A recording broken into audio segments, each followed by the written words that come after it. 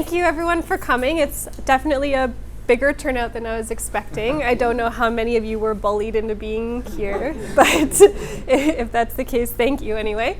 So yeah, I'll be talking about copyright, my transition from traditional medium to kind of more immersive mediums, and how many people are familiar with the kind of basics of copyright law or would say they're comfortable? Yeah, okay, cool, great. And open licensing, so Creative Commons, that kind of thing?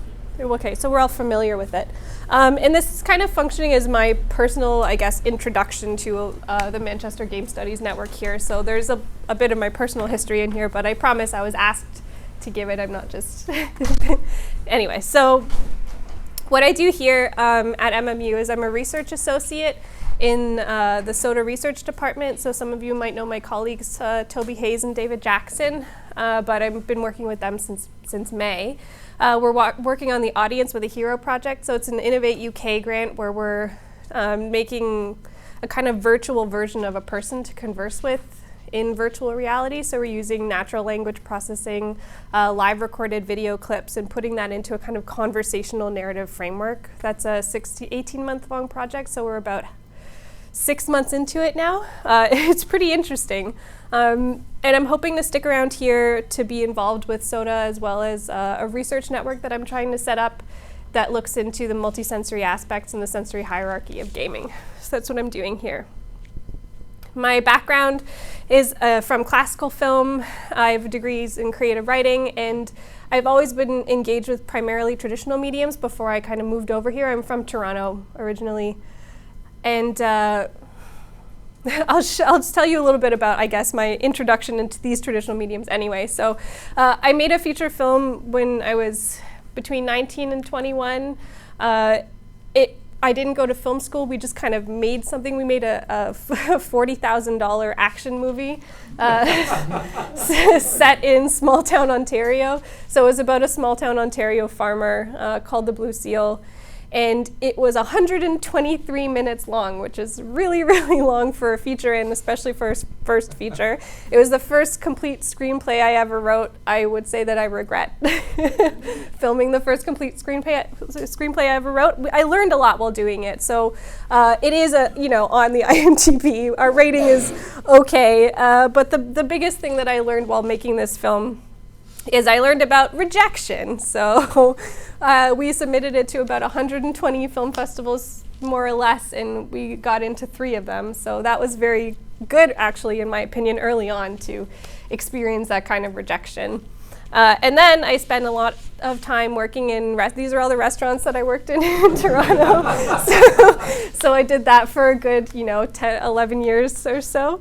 And then after that, while I was doing my bachelor's in creative writing, I also engaged in a lot of workshop structures. So basically it was having your work ripped apart in front of you for an hour, a couple times a term, and you couldn't say anything. So that, along with the rejection from film festivals, I think made it so that I don't take any kind of criticism personally. So I guess if you want to turn that into a piece of advice, it would be expose yourself to as much criticism as early as possible, because it'll just get easier.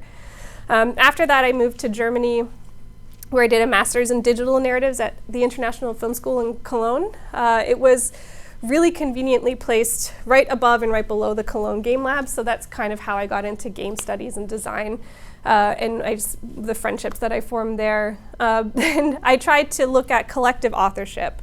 So transitioning from a traditional medium of fiction to looking at more collective authorship frameworks. And what actually happened was that I just ended up investigating into copyright law, because it's the first thing that gets in your way when you're trying to make a collective authorship piece on the internet. Afterward, the way that I kind of moved from there to here is I got a World Intellectual Property Organization certificate. I did my Creative Commons certificate for educators. I worked for free on a lot of stuff. Is anybody here in the room working for free on stuff right now? Is that a thing? Well, good for you, because I don't have that ability. But actually, it was one of those rare instances coming here where, as a result of working for free for someone for about a year, I then met the people here and got this position here. Looking at the job description for the job that I have, it's one of those classic scenarios where if I looked at the job description after I actually already had the job. I wouldn't have applied because I wouldn't have thought I was qualified. But that's a classically kind of a woman issue too. They say that women only apply to jobs when they think that they have 100% of the qualifications, and men are a lot more likely to apply to things when they have at least half, which is a much better attitude. So that's something that I think I learned too. I presented my research at the Creative Commons Global Summit in Lisbon this past May. I'll be at MozFest. Is anyone going to be at MozFest in London? It's the Mozilla, it's their 10th annual kind of free and open source internet festival. Sometimes I teach systemic narrative at the Cologne Game Lab. So we look at narrative as an intervention in systems of conflict rather than making character design and just having a really well-designed character enter the room and then you have no idea what's going to happen with them. So it's an approach that's much more suited to games as well. So now getting into the copyright part, it's going to be a really fast kind of copyright primer, and I apologize as well. I'm just getting over a virus. I was a little bit up in the clouds when I was putting this together on kind of flu medication, so hopefully it'll be clear. So copyright in its foundation is started at about 1710 with the passing of the Statute of Anne, which was an English Copyright Act that was passed. And the original aim of copyright was kind of twofold. It was to disseminate the arts to as many people as possible and incentivize individual authors to actually create their works. So right now the copyright term lasts for the length of the life of the author plus anywhere between 50 to 70 years depending on where you are in the world. Originally it was 14 years renewable once, so for a total of 28 years. And this was actually not too long ago in the early 18th century. It just shows you how much things have changed. And it didn't originally cover things like translations, so people could translate other people's works and that wouldn't be copyright infringement. And it was all about kind of striking that balance between public good and private reward. That's the kind of inherent tension at the core of copyright. And the way that it relates to the author and the way that the romantic period kind of commodified the author and the book itself. There's this really great book called The Death of Literature, and this author, Alvin Kernan, he describes a relationship between the romantic conception of the author and the necessity for an institutionalized text. So if you think of the book as a single thing that can be passed around like a piece of currency, then it kind of makes more sense when you think about the romantic author and the text together. So they're both the text and the author are both reinforced by the idealization of the literary text as a perfect product of the creative imagination.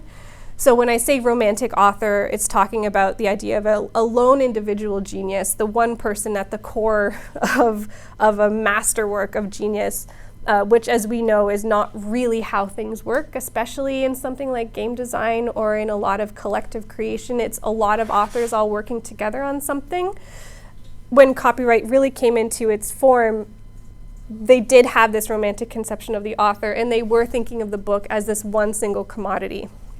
So that kind of, they kind of reinforced each other. There's a basic contradiction of purpose in the way that we look at the romantic author, where on the one hand, copyright aims to promote public discourse and dissemination of works of authorship, and on the other, it seeks to confer on the creators the power to restrict or deny distribution of their works. So as copyright law kind of matured, it was still about getting as much of your work out to the public as possible and incentivizing the author to actually make the creative labor. That kind of shifted a little bit in the sense that control over your work became a really central part of copyright, that you control how other people expose your work, so you control translations, abridgments, anything transformative. And that's just how it matured over that time. And the term author then kind of became more flexible around the 19th century, where it was made to serve the concerns of major figures in the marketplace rather than to strike that balance of the original aims of copyright. So the term of authorship can be seen as simultaneously an artifact of the marketplace and commodity art and a throwback to early pre-industrial ideas of the artist's relation to society. the way that shifted a little bit later was, sorry, and I hope you're enjoying my drawings, but the way that shifted a little bit later was that it went from authorship to separating the author from the work itself. So you used to have the author was the genius whose work was the thing that was being sold, but as control over copyright transferred more into the hands of the people who purchased these works from authors, the work became its own thing. So the post-industrial artist is one whose commodity is separable from her authority and who can be legally alienated from her creations. That's something that's a little bit different between Anglo-American copyright law and European. In Europe, you have these inalienable author's rights, so you have the right to have your name on your work, to not see it kind of corrupted by people who do things that you don't like with it. But in the Anglo-American tradition, you can completely divest all of those rights entirely. You see that a lot with the kind of ghost author tradition there, or people who do work for hire and then they have the one opportunity to sell their work and that's it for the rest of it, because Hollywood, production houses or people will just buy this work from the author and it becomes theirs completely and entirely. So that includes signing over the rights for the entire length of copyright, which is something that's completely new in copyright law now, where you can see contracts where people will say "in the universe," and it's a very speculative clause, which seems silly now, but it's really in there. Excuse me. There's a woman named Rebecca Giblin, and she's in Australia. She does really interesting research into this topic. So she's at the Australian Research Council Future Fellow behind the Authors Interest Project, and she says that copyright has become largely divorced from both the cost of their investment and the work's ultimate commercial value in terms of authorship. So the purchasing of rights for the entire length of copyright term means that a creator has only one opportunity to negotiate fair earnings for her work, while the publisher is largely in control of its exploitation for many more years than can be justified under the original aims of copyright. So if you think about an author who gets a contract from a large studio, Marvel Studios or something like that, to write a series of books or anything like that, it takes advantage of the size of that corporation for the author to say, this is a great opportunity for me. To say, yes, of course, obviously I would love to write this book, but the way that the work as separated from the author functions now, it means that you sign over all these rights and you just have one opportunity to negotiate payment for what you do. Meanwhile, the studio or the corporation or the company that owns that piece of work and can exploit it as many times as possible, can transform it over the course of 30 or 40 years, and they don't have to pay the original author anything.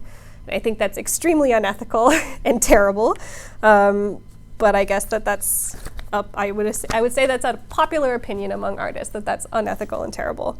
So in attempting to mediate the tension at the base of copyright law, I feel like we shouldn't abandon the figure of the author as a broken symbol, but recognize it for what it is and what it has been since the beginning of copyright, which is it's a stalking horse for the interests of the people who are in control of the laws themselves. So the term authorship and the function of authors has always been a kind of flexible market commodity that changes and shifts according to whoever has the most power and what their interests are at the moment. So I don't know if you guys are familiar with the public domain. Yeah, the idea that we should have materials or cultural materials that we can work with and create new things out of that belong to everyone.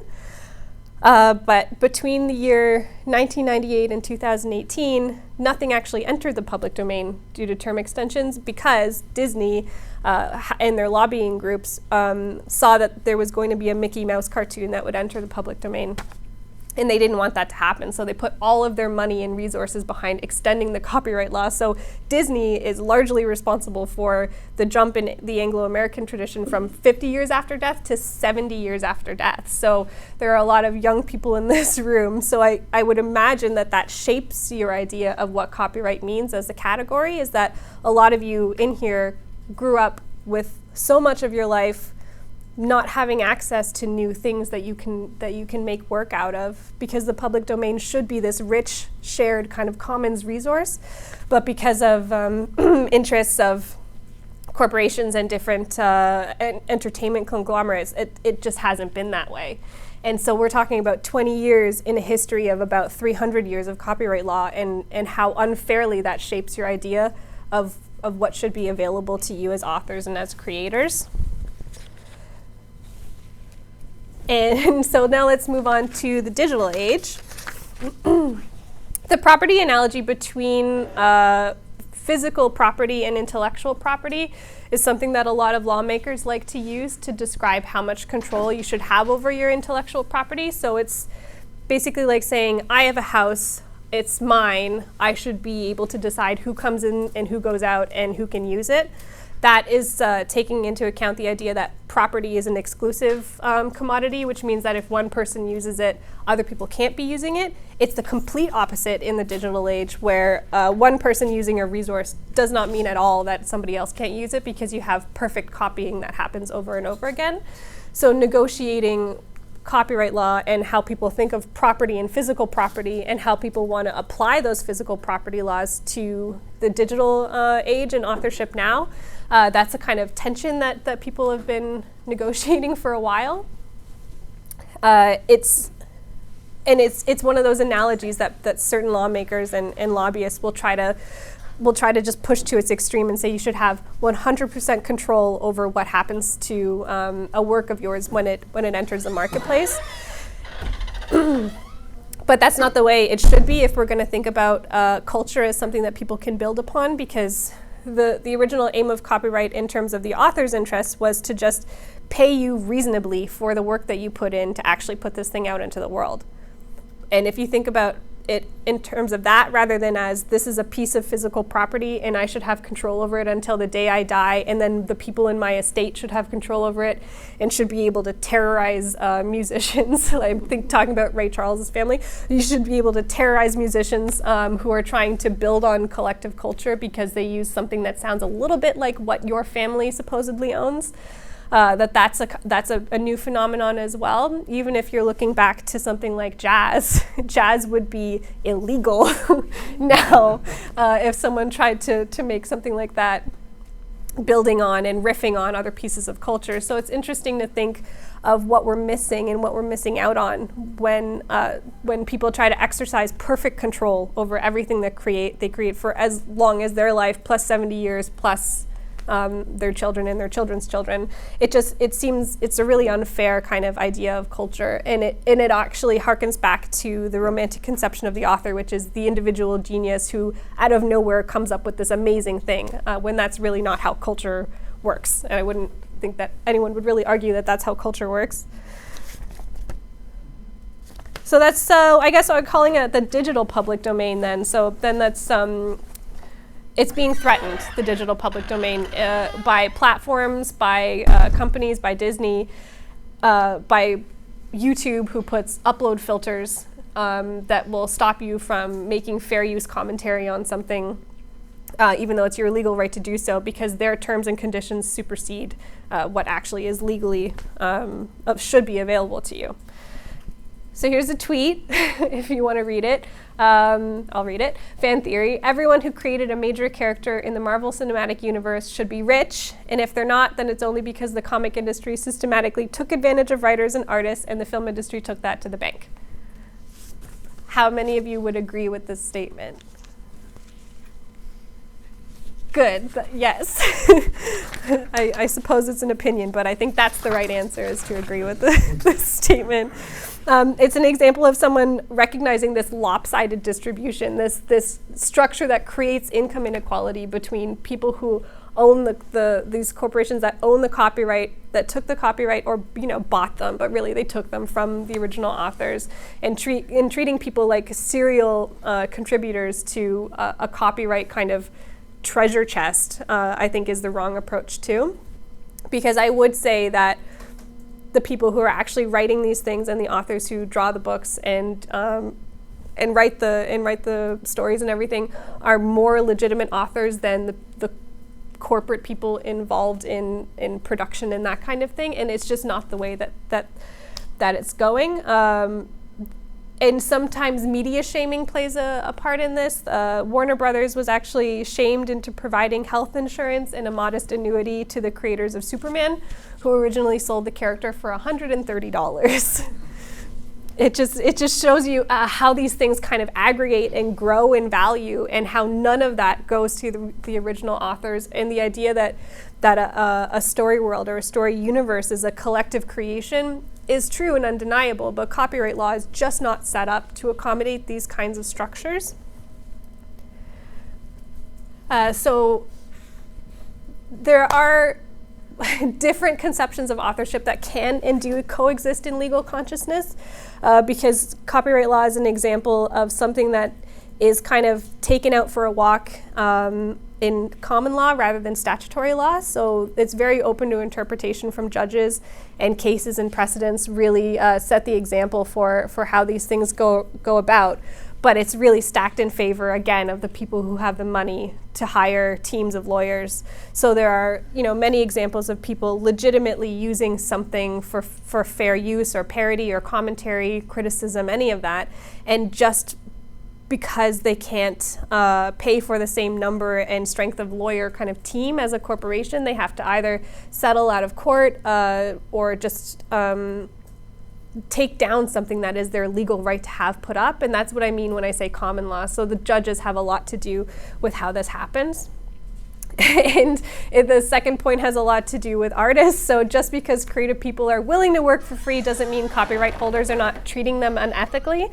I think it's pretty self-evident, I guess, what that means, that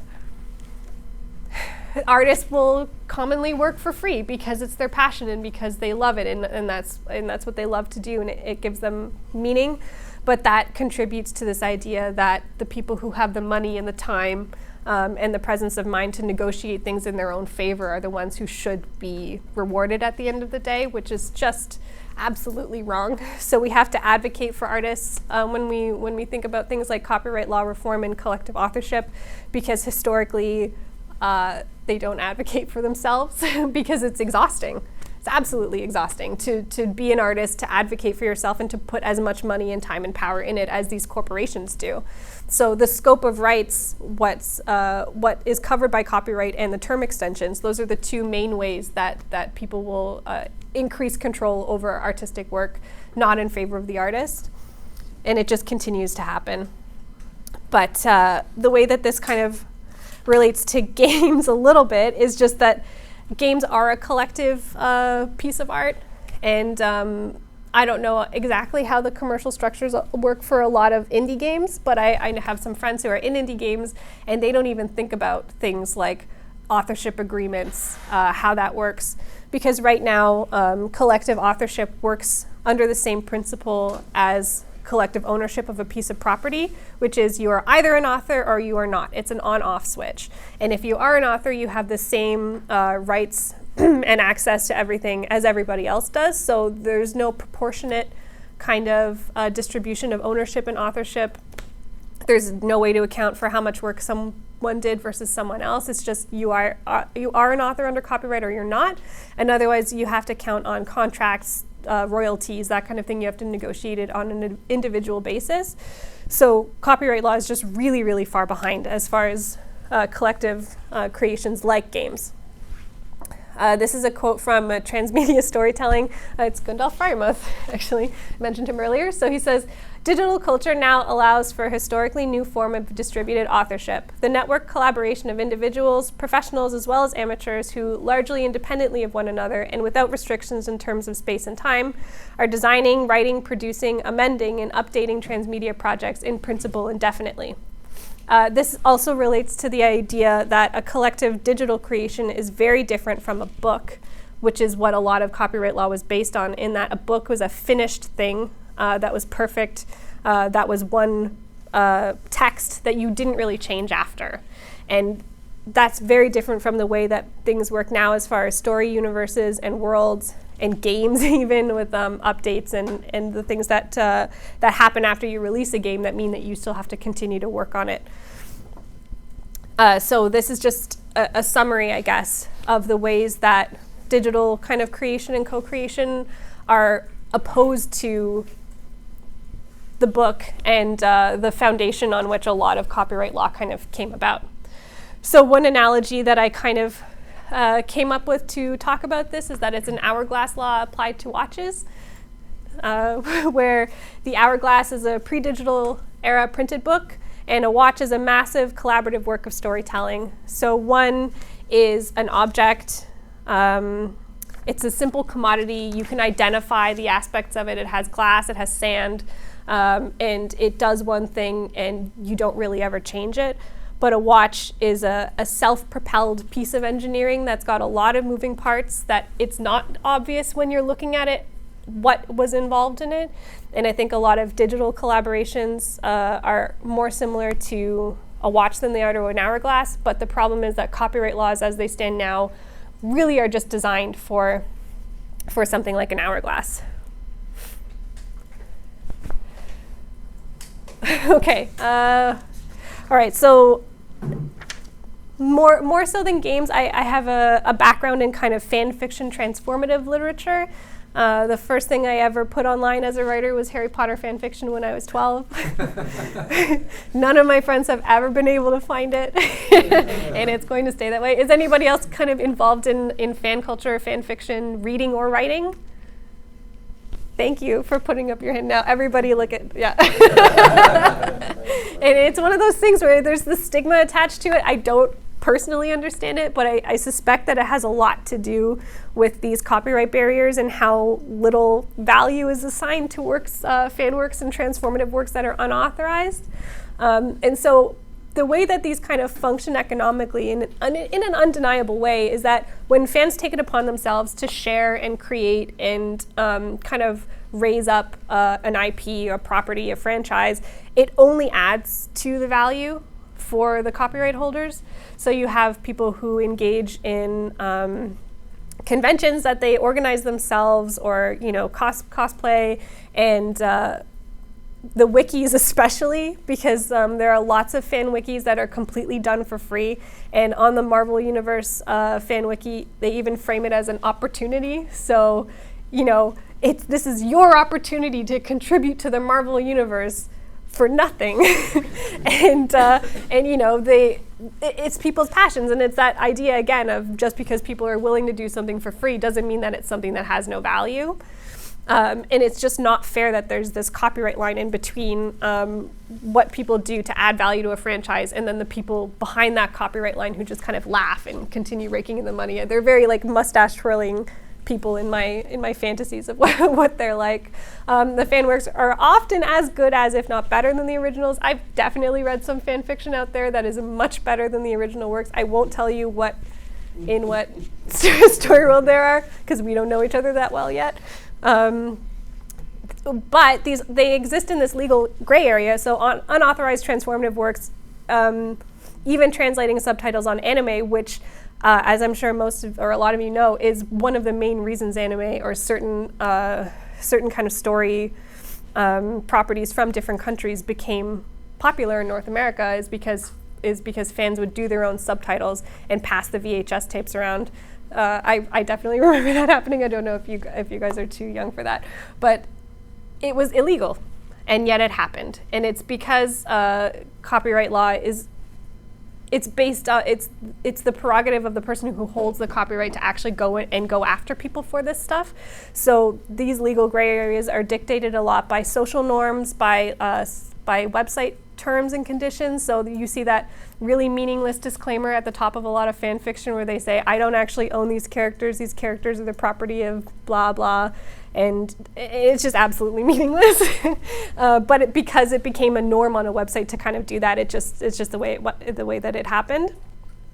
But we don't have, as it stands now, a way to open up story worlds to other people. So say there are people who want to encourage this kind of creation, because there are lots of authors out there who do enjoy when fans kind of do things to their work and transform them, but we don't have a model that does that and pays people at the same time. So right now it's this kind of free gift economy, which is wonderful and great, but at the same time, I think that people should get paid for things like maintaining wikis that the creators actually use to verify whether their making something wrong. Or if you think about Lord of the Rings and Peter Jackson going to the fans and asking for their advice and help on designing aspects of the Lord of the Rings films, I don't think they got paid for that. If anybody has different information, but I absolutely doubt it.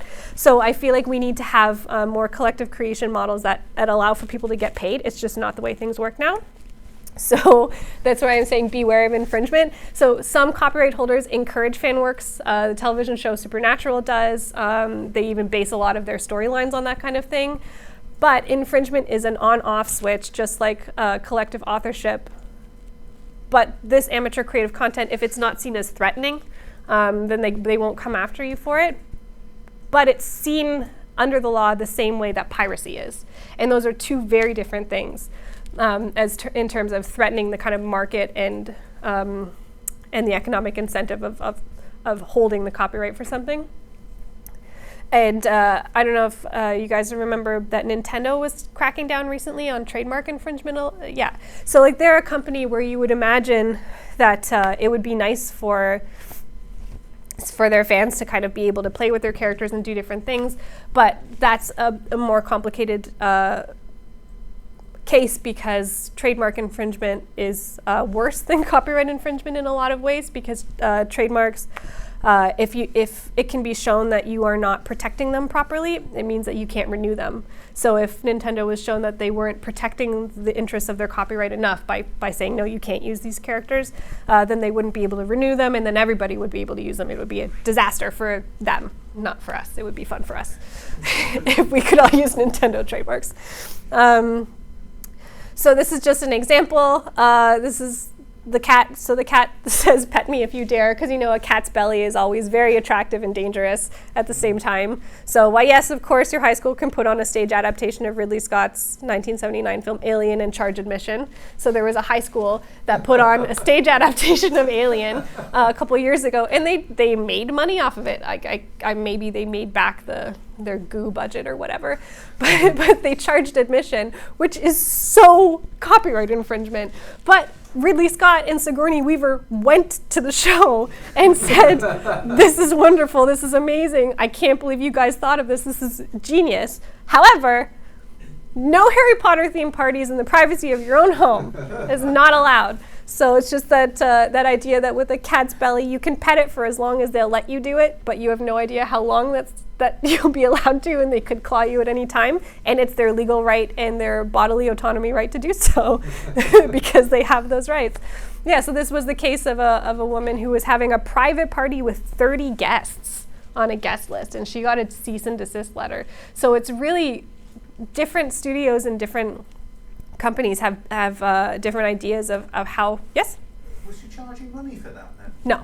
No? No, it was just a private party. Oh, really? Yeah. Yeah, you can read about it on there. But it's just, and obviously I don't think J.K. Rowling as a person would be like, no, you can't do that. But it's not hers anymore to decide because she sold it. And who among us would not sell out given the opportunity? I definitely would. But it's just so you can see that it really is up. It's just so gray, and it really is up to the people who hold the copyright whether they're going to come after you or not. And how are you supposed to know what you can do as a person who wants to remix and remake something that you love? How are you supposed to know that? And it means that people can't put as much time and effort into these things either, because why would you bother putting all this time and effort into a piece of transformative work if you could turn around and get sued for it? And you have no idea because it could change at any second, because you are technically engaging in copyright infringement. So now we're going to talk a bit about Creative Commons licenses. This will be the last part, and it is participatory as much as you want it to be. We'll just talk about Creative Commons licenses for works of digital storytelling or works of collective authorship, because in my involvement with the organization, a lot of people see Creative Commons licenses as a kind of panacea for these problems, or they say, oh, just open license it, or just, oh, put a Creative Commons license on it. But there are actually 6 different Creative Commons licenses, and they all mean something very different, and they're made up with these symbols. So this is, excuse me, this is the simplest one. So it's a CC BY, it just means attribution. It lets you distribute, remix, tweak, and build upon your work, even commercially, as long as they credit you for the original creation. It's the most accommodating of licenses offered, recommended for maximum dissemination and use of licensed materials. So can anyone say maybe why this would be a bad idea for authors? Releasing something that they want other people to participate in? Because there might be a protected franchise, for example, let's say Mickey Mouse, and then a group of Nazis might decide to use that as a banner for their far-right movement and have a picture of Mickey Mouse with a swastika on it.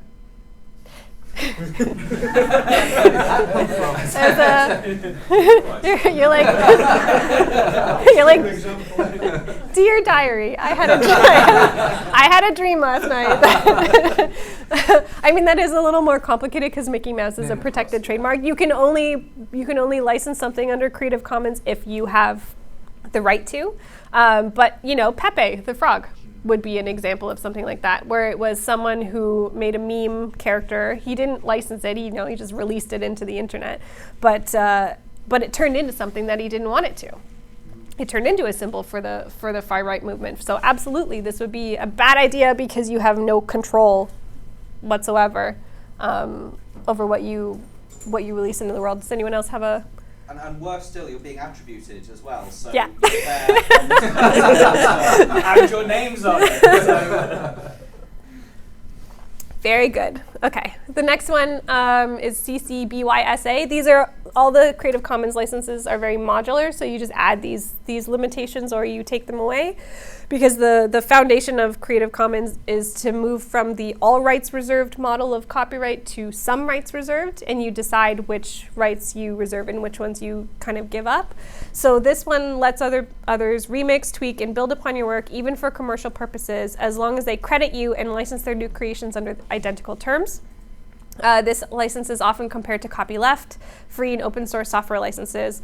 All new works based on yours will carry the same license, so any derivatives will also allow for commercial use. This is the license used by Wikipedia and is recommended for materials that would benefit from incorporating content from Wikipedia and similarly licensed projects. So the little circly thing is share-alike. It's just very much like copyleft. Because with copyleft, as far as I know, you don't have to attribute the original author. You just have to share it under the same conditions. So like Linux stuff would be like that. But what would be a reason not to use this license if you were making a collective story world project?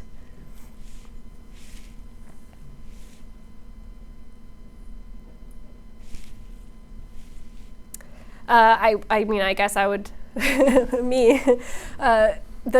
commercial uses mean that if someone took something that you worked really hard on and made money off of it, they're under no obligation to share that money with you, which, depending on what your goal is when you're sharing something, that could be a reason not to do it. But by that same token, if someone did put something out and make money off of it, they would have to allow other people to make money off of it as well. This one is CC-BY-ND, which is attribution, no derivatives. So this license lets others reuse the works for any purpose, including commercially. However, it cannot be shared with others in adapted form, and credit must be provided to you. So a lot of texts, open educational resources use this license because it means that you can't change anything about it. Which is, I guess, a reason why you wouldn't use it for a collective story world, is because it creates a static work that you just distribute around everywhere. Any other comments? You can't make money from it, potentially, I guess. No, you can. Or other people can make money from it as well. Yeah. By sharing it. Yeah, so if you share it for free and then someone puts it in an anthology, because an anthology under Creative Commons licenses is not considered a derivative. If you're not making changes to the original work, you can anthologize it and sell it. So the way that they talk about derivatives with Creative Commons is it's a kind of like a physical change or a chemical change difference. So a derivative would be a chemical change. So it would be like taking bread and making toast out of it. So you can't untoast a piece of toast, but you can take a piece of bread and put it with other it breaks down at some point. So it's like a salad versus a smoothie, you know? So a salad is non-derivative, but a smoothie is derivative because you can't kind of take the parts apart anymore. This one is a non-commercial license. So the CC BY NCSA attribution non-commercial share alike. So this license lets others remix, tweak, and build upon your work non-commercially as long as they credit you and license their creations under the identical terms. Can anyone think of a disadvantage to using this license? It still affects your image if it's negatively connotated. Yeah, definitely, because people could change things and have your name attached to it. However, under Creative Commons, you do have the right to ask people to take your name off of stuff, and they have 30 days to comply. Guess people are less likely to use it. Yeah, why? Well, if people see value in it and commercialise it, this is getting it out there. Mm-hmm. But because this one is non-commercial, it limits a kind of growth. Because if someone can't make money off of it, why would they do anything with it other than in the spirit of sharing? Which is I guess, is the license that would be an approximation of how fan culture works now. Is that it's all shared under a similar spirit and feeling, but nobody can make money off of it, which is such a waste. It's such a waste because there's so many people out there doing such incredible work. Because there's something about participating in a collective bit of creativity that means that if you don't have time and your life doesn't permit you to close the door and close yourself off from the world and make something that you think is really worthwhile, and what you want is actually to be part of a community of creators, how come one kind of authorship is worth money and the other kind of authorship isn't worth money? It just seems silly, especially because with the sharing potential of the internet, we have laws that are actually diametrically opposed to what's possible. So it's like trying to go after the runaway train of file sharing. It just seems silly because you're trying to take these laws from the physical world and transpose them directly onto digital culture. And so you're not working with technology, you're working absolutely against it, and people are just gonna share stuff anyway. So Creative Commons, I guess, kind of addresses that a little bit, but I don't think that it is 100% there for paying people for collective works. This last one is the most restrictive, only allowing others to download your works and share them with others as long as they credit you, but they can't change them in any way or use them commercially. So because this one is non-derivative and non-commercial, it's also not really suited to works of collective creation where you have to build on something. Any other comments? Okay. All right, so where does open licensing like Creative Commons leave digital authors? Without very many commercial options. So I guess I'll just close this, and I've gone on a lot longer than I said I would. But my recommendations here are to think of open licensing as a tool within copyright law rather than as a solution to the runaway train of term extensions and scope of rights increases, because Creative Commons is there for certain things, just like free and open source software is there for certain things, but it's not going to solve the problems that we have with creating commercial structures for collective authorship. Also, Creative Commons is technically contract law, and there's a lot of controversy now because contract law automatically expires after 35 years or is open to renegotiation. So copyright law covers things for 70 years until after your death, but Creative Commons licenses and any kind of open licenses are technically more like contract law. So there's a lot of complications that can happen with Creative Commons licenses after 35 years, which we haven't gotten to yet. So there's a conversation there that we're going to have eventually to address Creative Commons as a piece of contract law. Also, if you have a Creative Commons license and you don't follow everything, so say you have a non-derivative, non-commercial, and so you download something and you share it, but you change it a little bit. That means that if you don't comply within 30 days, then that strips away the protection of all of the Creative Commons license, and you're open to prosecution for infringement for everything. So even though you attributed the person and you didn't make money off of it, they could say that it's copyright infringement to download and share this material, which is something that I think that a lot of people don't know about Creative Commons licenses, is that if you're operating in the spirit of the commons, then everything is fine. But if you're not, then a lot of the protections associated with it just get stripped away, and then you're just left hanging in the breeze for any kind of thing that people want to come after you for. My second recommendation would be to weigh the benefits of Creative Commons licenses for collective works, as they are best for disseminating material to as many people as possible. That's really what it's all about, is sharing your work and having as many people read and download it as possible. Internal coherency in digital works of storytelling don't thrive on this principle. So if you have a game or something that you want other people to build on or build out, or a story world, there has to be an internal coherency, or else it kind of falls apart. So if you have a lot of material out there that contradicts a lot of other material, so you have some canon that contradicts other canon, that's really not conducive to growing a strong story world. I would say to stay up to date on copyright law reform, there's some websites there. I find it really interesting. I know that not everybody does. And beware of platforms whose terms and conditions only protect them and not the users. So that includes YouTube with their upload filters and surrendering rights beyond what is reasonable. For example, Facebook and their rights and access to your photos and work. And lastly, to support organizations like the Electronic Frontier Foundation, Mozilla, Creative Commons, and the Organization for Transformative Works. Thank you. Thank you very much.